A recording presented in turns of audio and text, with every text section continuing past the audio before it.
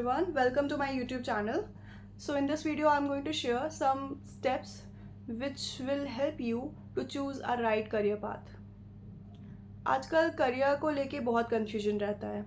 हम कौन सा करियर ऑप्ट करें, हम अपने पैशन को फॉलो करें या वो चीज़ चूज़ करें जो आपको फाइनेंशियल ग्रोथ दे सकती है, या फिर वो करें जो सब कर रहे हैं। सो स्टेप बाय स्टेप हम चलते हैं और वो स्टेप्स डिस्कस करेंगे जो आपको थोड़ी क्लैरिटी दे सकते हैं अपने करियर पाथ को चूज़ करने के लिए। First is know your self. आपकी स्किल्स क्या हैं, आप पैशनेट किस लिए हो और आपकी पर्सनैलिटी क्या है, वो आपको समझना पड़ेगा।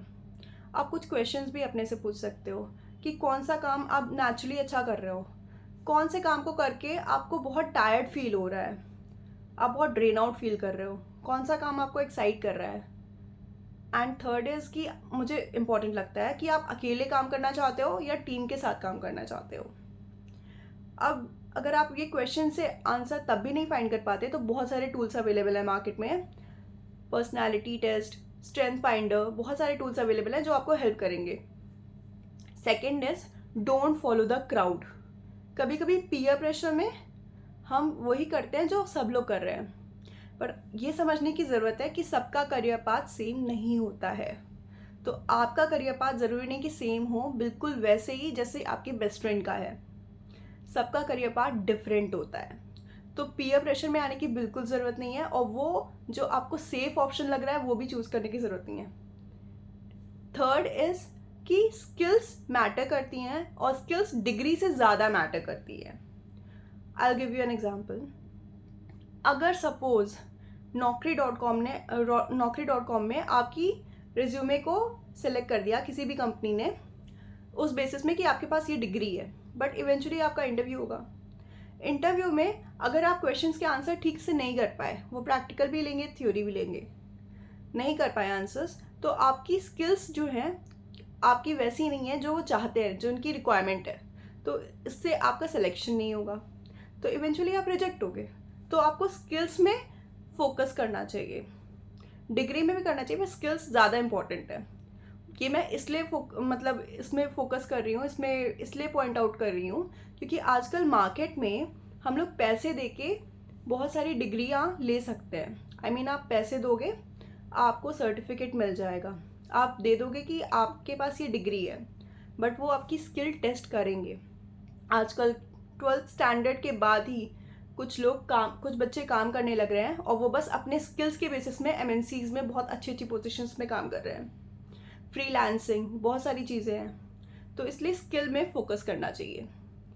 नेक्स्ट इज़ कि आपको रिसर्च करना चाहिए कि आप कौन सा करियर पाथ ऑप्ट कर रहे हो, तो उसमें रोल्स क्या होती है, रिस्पॉन्सिबिलिटी क्या होंगी, डे टू डे वर्क क्या होगा, इवन इन्वायरमेंट कैसा होगा, सैलरी कैसी होगी, ग्रोथ कैसी होगी, ये सारे ऑप्शंस आपको रिसर्च करने चाहिए।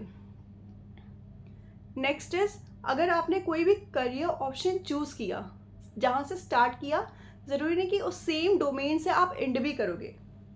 अगर आपने सपोज कोई डोमेन चुना, आपने आईटी का, सॉफ्टवेयर का चूज़ किया, आप उसमें जॉब कर रहे हो, 4-5 साल में आपको लगता है आप नहीं कर पाओगे, आपसे नहीं हो रहा है, तो ज़रूरी नहीं कि आप उसी में रहो, आप अपना डोमेन चेंज भी कर सकते हो। आजकल बहुत लोग कर रहे हैं, जो डोमेन है उनका, उनसे वो आर्टिफिशियल इंटेलिजेंस इसलिए कर रहे हैं क्योंकि मार्केट में उसकी डिमांड है। सो मार्केट के ट्रेंड को भी मतलब दिमाग में रखना ज़रूरी है। मार्केट के ट्रेंड को आपको मतलब हमेशा ध्यान में रखना चाहिए कि मार्केट में क्या चल रहा है और 10 साल बाद क्या चलेगा। उसके बेसिस में लॉन्ग टर्म को सोचते सोचते आपको चॉइसेस बनानी है। नेक्स्ट इज पैशन और प्रैक्टिकलिटी को साथ में लेके चलना है। अब मैं ये कैसे समझाऊं, एक बुक है, जापानीज बुक, इकिगाई, इसमें 4 पॉइंट्स मेंशन किए गए हैं।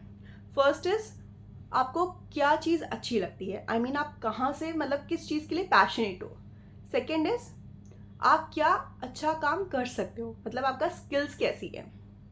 थर्ड इज डिमांड क्या है वर्ल्ड की, मतलब मार्केट में क्या डिमांड है, जैसे कि अभी है आर्टिफिशियल इंटेलिजेंस की। फोर्थ इज कि आप अर्न किससे कर सकते हो, मतलब आपकी इकोनॉमिक ग्रोथ। तो ये चारों चीज़ जो अचीव होती हैं वो एक दिन में नहीं होती हैं, टाइम लगता है, बट आपको प्रोसेस को टाइम देना पड़ेगा और ये क्लैरिटी मिलने में थोड़ा टाइम लगता है, तो उसमें डिसअपॉइंटमेंट फील करने की बिल्कुल भी ज़रूरत नहीं है। और काफ़ी लोग होते हैं जो चेंज करते हैं अपना पाथ, शुरुआत उन्होंने कहीं से की, काम वो अभी कुछ और कर रहे हैं। फॉर एग्जांपल अमिताभ बच्चन, अब वो एक्टिंग में हैं और कितने बड़े स्टार हैं, बट पहले वो शायद बैंकिंग में थे। स्टीव जॉब्स, तो ये बहुत बड़े बड़े नाम हैं और बहुत सारे ऐसे एग्जाम्पल्स हैं जो मतलब शुरुआत उन्होंने कहीं और से की थी और कुछ और करने लगे। अपनी पर्सनैलिटी को जानना इसलिए ज़रूरी है, अपने स्किल्स को, पैशन को इसलिए जानना ज़रूरी है क्योंकि आप उसमें ना बहुत ही ईज में काम कर पाओगे। फॉर एग्ज़ाम्पल, कोई एक्सट्रोवर्ट पर्सन है जो कि मतलब आउटस्पोकन है, वो इंटरेक्ट आराम से कर सकता है लोगों से, तो वो सेल्स और मार्केटिंग में बहुत अच्छा परफॉर्म कर सकता है। कोई इंट्रोवर्ट है तो वो शायद इतना अच्छा ना कर पाए। सो अपनी पर्सनैलिटी को, स्किल को, पैशन को, इन सबको कंसिडर करना बहुत इंपॉर्टेंट है। सो ये कुछ पॉइंट्स थे। I hope this will help you out और सी यू इन नेक्स्ट वीडियो। और अगर आपको लगता है कोई और टॉपिक मुझे लेना चाहिए जो आपको हेल्प कर सकता है, तो आप प्लीज़ मुझे कमेंट सेक्शन में देना वो टॉपिक का नेम और मैं वो चेक करके उस पर डिस्कस करूँगी। और अगर आपको वीडियो ये अच्छा लगे तो आप शेयर करना, लाइक करना और सब्सक्राइब करना मत भूलना। Thank you.